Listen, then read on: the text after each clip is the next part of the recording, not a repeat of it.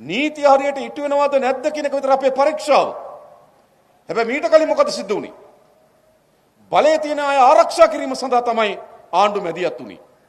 ඒ නිසා මේ වන විටත් මම හිතන්නේ හිටපු ඇමතුරු 3ක් ඇතුළේ නේද? 3ක්.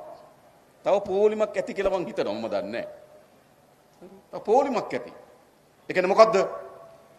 ලංකාවේ පළමු වතාවට ආණ්ඩුවක් හැදලා තියෙනවා.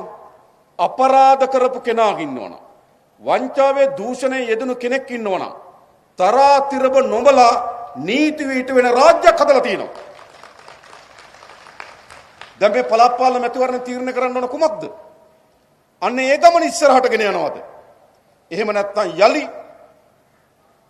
අර පැරණි බලයේ තියෙන අය ආරක්ෂා කරන, බලයේ තියෙන අයට ඕනෑම අපරාධයක් කරලා ගැලවිලා ඉන්න පුළුවන් පැරණි දේශපාලන සංස්කෘතියට යනවද?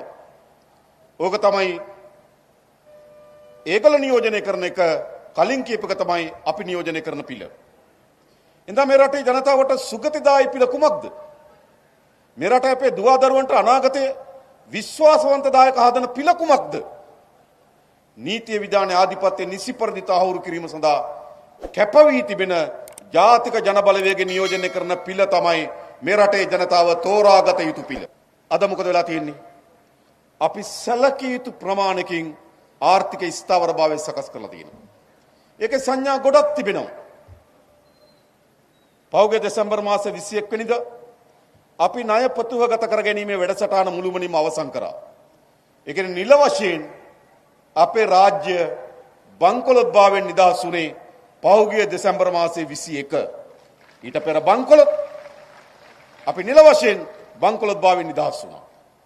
ඊට පෙර අස්ථාවර රාජ්‍ය අපේ රටේ තිබුණු ව්‍යාපෘති ආයෝජන ඔක්කොම දාලා ගියා.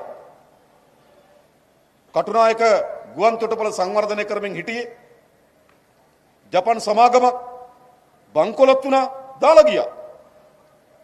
කඩවත මීරිගම අධිවේගී මාර්ග හදමින් තිබුණු චීන සමාගමක් බංකොලොත් වුණා, දාලා ගියා.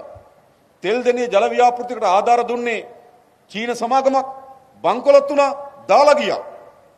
මේ විදියට දෙසැම්බර් මාසයේ 21ට පෙර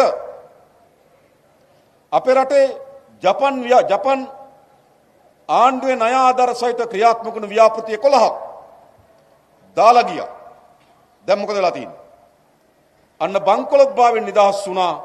ඒ ව්‍යාපෘති 11ම යලි පටන් ගන්න ජපන් රජය එකඟතාවය පළ කරලා තියෙනවා. දැන් අපි ආරම්භ කරලා දුන්නා වැඩ. චීන රජය ක්‍රියාත්මක කරමින් තිබුණු සියලු ව්‍යාපෘති දාලා ගියා.